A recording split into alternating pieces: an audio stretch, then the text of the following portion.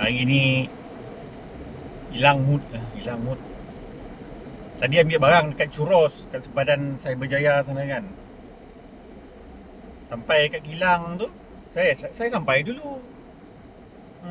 Saya sampai dulu. Saya sampai uh, 2:15. Lepas tu saya cakap Lala Move kan.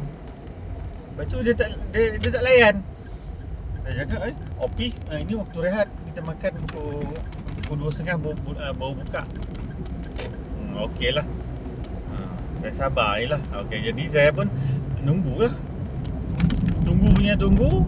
Bye-bye tu pun dah keluar daripada rehat kan.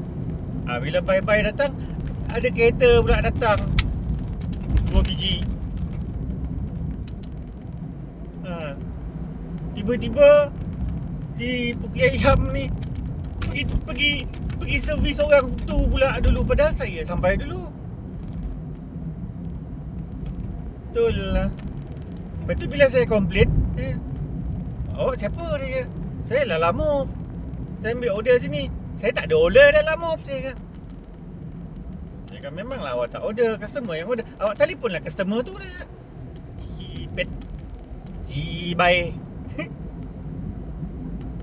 Betul lah. Ingat tadi nak cancel dia tau. Saya nak cancel kan.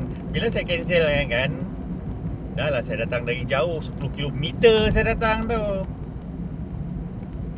Tak berbaloi. Dah lah tak berbaloi.